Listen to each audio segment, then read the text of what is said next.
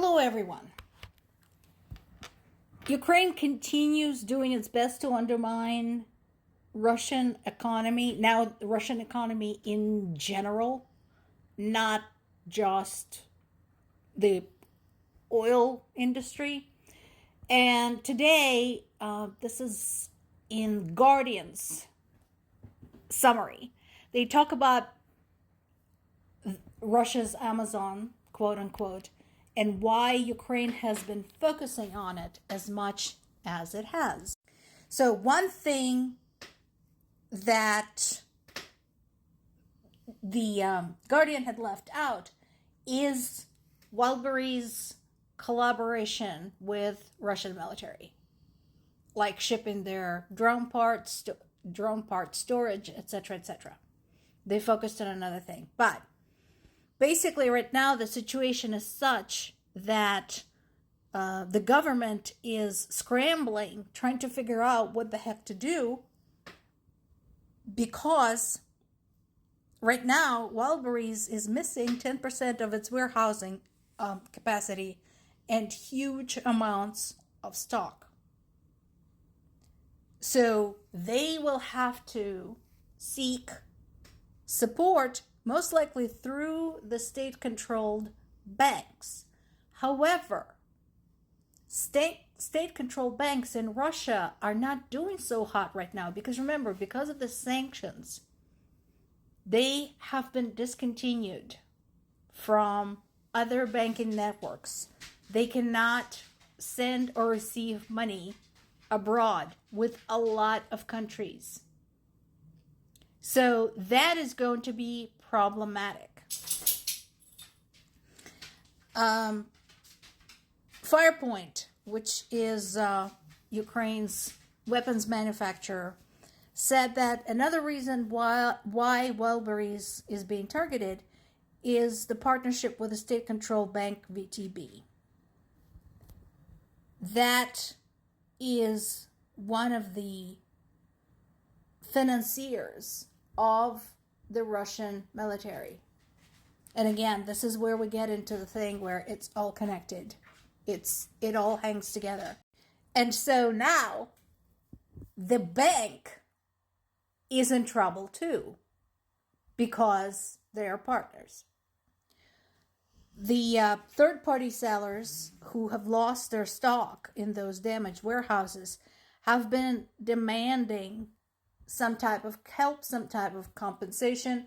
I saw a video today from Telegram where one of the Russian third-party sellers was demanding that not the government, but the warehouse owner should buy her own air defense systems and use them to defend the warehouse. Now, in addition, yes, there are blame statements going around of the government, but in addition, there are dumb questions from the Russians saying, we don't understand why Ukraine is so angry with us. Why are you attacking our country? And my stance is, if after 12 years of attacking Ukraine, you don't understand why Ukraine is angry, I can't help you, sweetie. Another bit of news is about Belarus leader Lukashenko. Good job, Guardian. Proud of you. They called Lukashenko the Belarusian dictator. That is exactly who he is. Well done.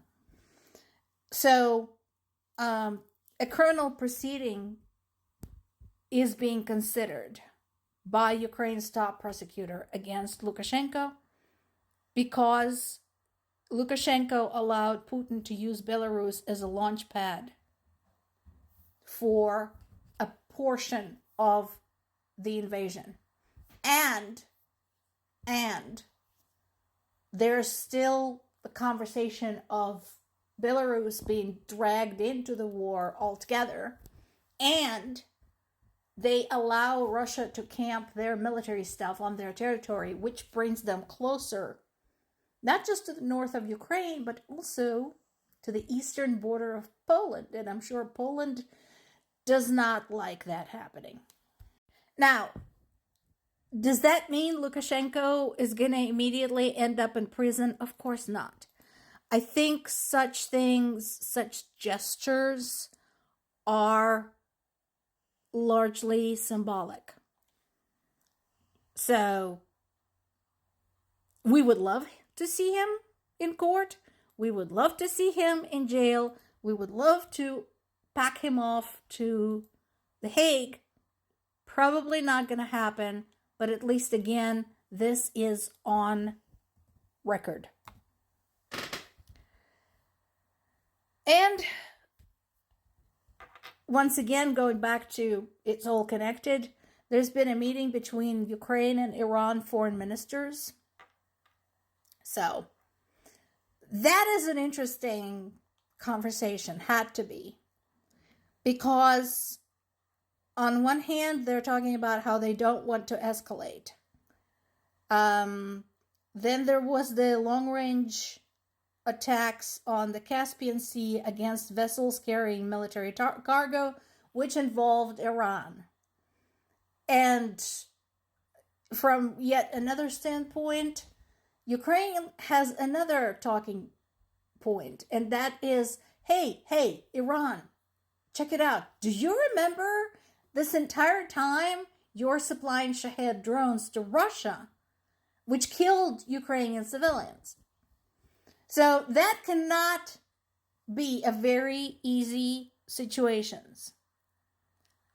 And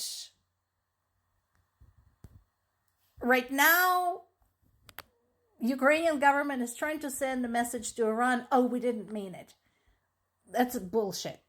I'm sorry, they did mean it. But mostly I think they're just trying to avoid a big scandal. They're trying not to get embroiled in Iran because guess what? We have our own war to fight. That said, Iran was told very, very clearly, Iranian foreign minister was told very clearly to stop any support for Russian war in Ukraine. Is it going to happen? We're not sure. However, if Iran doesn't comply, Iran now knows that Ukraine can reach whatever shit they have in Russia. They can reach Caspian Sea. So, the warning has been sent. Zelensky felt emboldened after meeting Trump at the White House.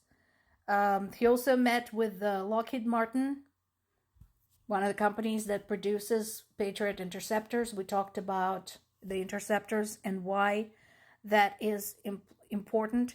And again, he also, yes, checked off that particular box saying, oh yeah, we talked about diplomacy.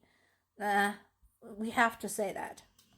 Because again, I think in Ukraine, it is very clearly understood that Russia is not the kind of country that you can engage in diplomacy with.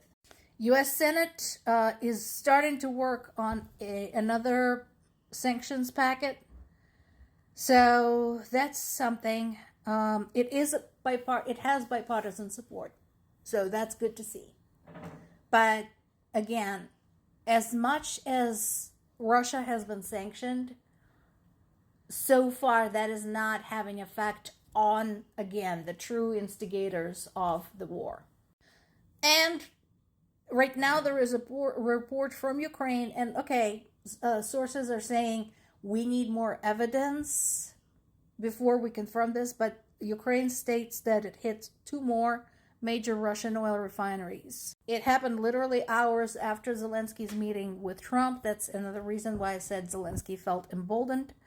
And this one was in Perm region. Actually, one was in Perm, one was at Ryazan. So one was 1,500 kilometers or 900 miles from Ukraine, and another one was about 400 kilometers or 180 miles from Ukraine.